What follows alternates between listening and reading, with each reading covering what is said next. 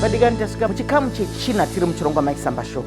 Nyaya dzatiri kukurukura panapa ndinoziva kuti kune vamwe vane tsindidzo vakatsindidzwa kuti musazombofa makazvitaura, asi nyaya iri pano ndeyekuti sunungurai mwoyo.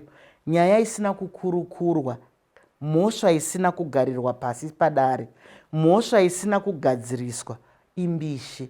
Haisati batsiranai, batsirai mhuri, vana mai, vana baba, vana. Kana tangosvika panyaya dzekubhinywa chete idzi, zvinoda kubatsirana. Ngatikombei churu kuti mumwe munhu apone. Ndiri kuuya kwauri Rutendo, ndinoziva kuti pese patinoita nyaya idzi, kunyange idzodzi 16 days of activism, mazuva iwaya atinotarira iwayai, panenge paine dingindira rinenge richifambwa naro. Panenge paine dingindira regore rinoranga riri rekuti kudini dingindira racho. Maita basa Mai Chisamba, dingindira regore rino raiti Orange the World, Fund, Respond, Prevent and Collect. Dingindira iri rakazowanikwa kuti rivepo kuburikidza nekuona zvinhu zvose zvaitika kubva patasangana neutachiwana hwe-COVID-19. Tiri kuti funding iri kupinda pakuti ngatikwanisei kuti tiunganidze mari, tiise mari pane atinoti ma-relief mechanism pachirungu, kana kuti zvinhu zvinowana pakubatsira kunyanya-nyanya kana mhirizhonga ichinge yaitika. Ndichapa muenzaniso wekuti tiri munguva yemhirizhonga ye-COVID-19 takapinda mulockdown. Pane nhare dzaipinda kune nzvimbo dzakasiyana-siyana, ingava Zwala, ingava vamwe vedu vatoshanda navo vemusasa vanozikanwa nekuti vane anonzi masafe shelter, dzimba dzekugara kune vaya vanenge vamhirizhongwa. Panga pasisina space yakakwana yekuti munhu wese ari kumhirizhongwa akwanise kuenda kunogara ikoko. Saka patiri kuti fund, tiri kukurudzira kubva kuhurumende, makampani, organization anenge isusu kana vanhu vakazvimiririra kuti ngatibatsiranei titsvare mari tikwanise kuwana kugadzira zvinhu zvinokwanisa kuzobatsira kunyanya-nyanya tichinge tasanganikwa nemhirizhonga. Izvi hazvizongoshandi chete kana iri mhirizhonga yekuti kwaita COVID-19, kana paya takasangana necyclone Idai yaitovawo mhirizhonga iripo. Saka tiri kukurudzira kuti ipapo rega ndimbotenda vanhu vekwedu, vanhu vekuZimbabwe, tinokutendai chaizvo, nekuti kana zvinhu zvangotaurwa kudai munomhanyidzana. Kana iyo cyclone yamataura iyoyi, vanhu vakaita mudengu. Kana iyo COVID iri kutaurwa ikoko mudengu, yagara iri tsika yedu. Kana tikasangana nerufu, vanhu vanoita mudengu. Tikasangana nechinoda kutengwa pamusha kana munharaunda, tinoita mudengu. Chidadiso zvagara zviri mutsika yedu. Enderera kumberi. Ndizvozvo. Saka tiri kukurudzira kuti tikwanise kuita fund for zvinobatsira kuitira kuti vanhu vachengetedzeke. Ndichikurudzirawo kunyanya-nyanya vanhu vemakampani, nekuti mhirizhonga idzi dzeGBV dzinoita sekuti chinhu chinoitika kumba kwenyu, domestic violence.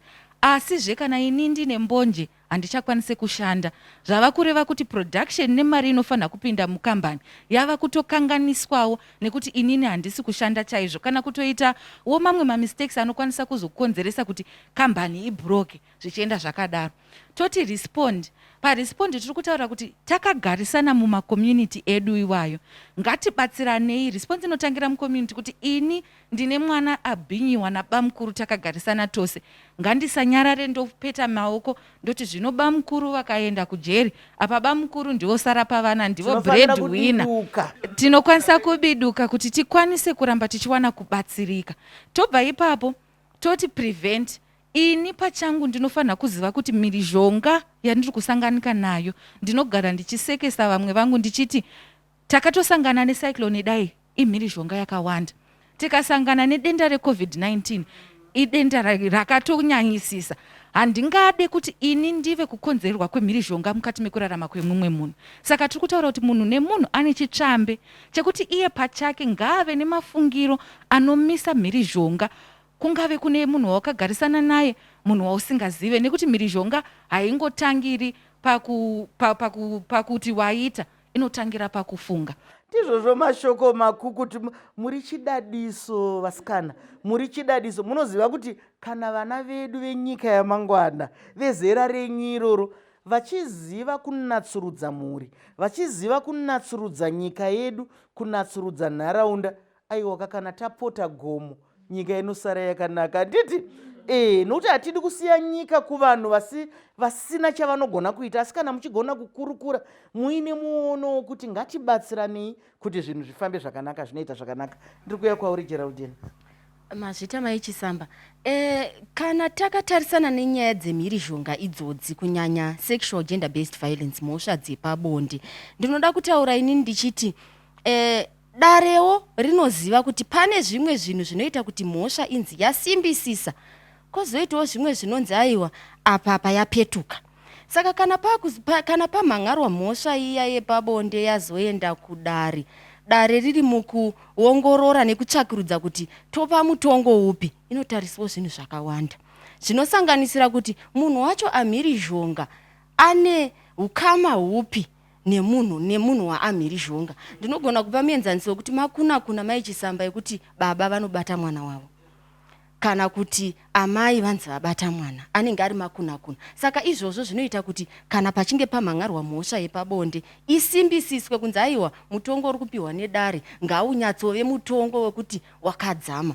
Zvimwe zvacho zvinotariswa zvinogona kufanana nekuti zera racho remunhu abatwa chibharo kana kuti munhu amhirizhongwa zvinenge zvakaoma sei Mai Chisamba. Tiri kudzinzwa inyaya dzakawanda dziri kubuda kunzi vana ve2 years mwana ari munapkin anobatwa chibharo nemunhu angave weukama angave asiri weukama, asi zvinenge zvakaoma nekuti ukatarisa zera racho zvinenge zviri zvinhu zvisinganyatsoita zvakanaka.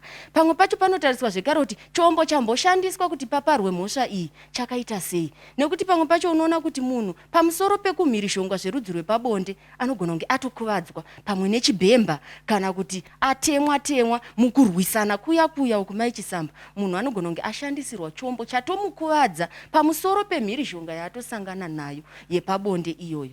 Saka ndizvo zvezvimwe zvinenge zvichitariswa zvinoita kuti mutongo unzi ngausimbisiswe kuitira kuti unyatsodzama kune vachazoda kunge vachimhirizhongawo. Ana mambara ivava vadikani, muri kunyatsozvinzwa kuti zvawaita kusimba kwazvakaita ndizvo zvinotaura kuti mhosva yako yakakora zvakadini. Zvinonyadzisa sekutaura kwawaita mwanangu. Mazuva ano tiri kunzwa makuna akawanda, tiri kunzwa zvinhu zviri kuitika mukati menyika yedu nemunharaunda zvinonyadzisa, asi vamwe vari kuzviita pekuti hanzi vari kuda kuti vawane mari, vamwe vari kuzviita pekunzi ndo zvavakaudzwa kwavakanga vaenda.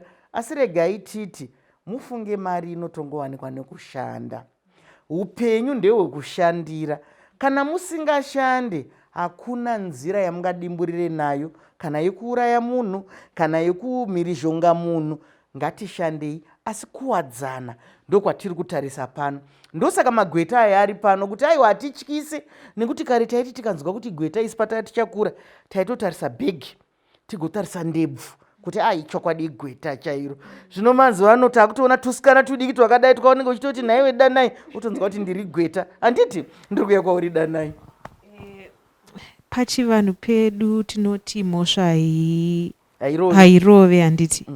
Inini chinhu chakadzama stereki kwandiri ndichichitarisa nenhau yekuti patinoti mhosva hairove, pamutemo mhosva inorova after 20 years semhosva iyi yekumbunyikidzwa kuenda pabonde yerepi. Ndinoda kuti unyatsoidzokorora nekuti handina unge kana neniwo handina unge ndichizvizivawo izvozvo, nokuti isi tinongoti kana tati mhosva hairove inoramba ichingoenda nokuenda, asi kana mauya imimi ndime munotibhedhenurira mutemo. Ndinoda kuti unyatsotsanangura ipapo.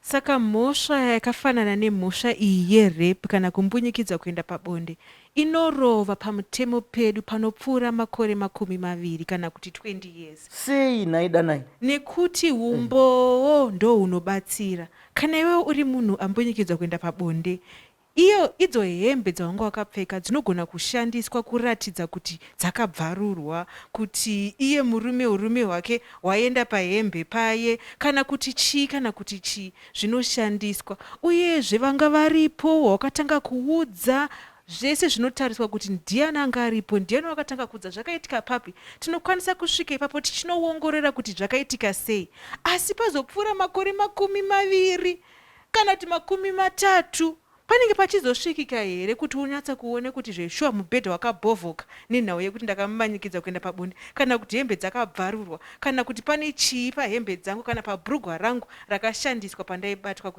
pandaimbunyikidzwa kuenda pabonde. Asi inini ndinoda kutarisawo futi pachivanhu pedu ndichiti kana tati mhosva hairove, pamwe hauchakwanise kuenda kunomhangara kumapurisa, asi iyo counseling yatambotaura, kuve nemunhu waunoturira, chinhu chinobatsira chaizvo mukurarama. Mashoko makuru ticharamba tichidzoka kwamuri senyanzvi dzedu. Hanzi muupenyu iva nemunhu waunoturira, munhu waunovimba naye asingazofamba uparidza nyaya yako, asi nyaya yamataurirwa ivadikani mainzwa here yekuti kana mukange masangana nekubhinywa kukapfuura makore 20 pada mhosva iyoyo inenge isisiri mhosva. Ngatisangane muchikamu chinotevera.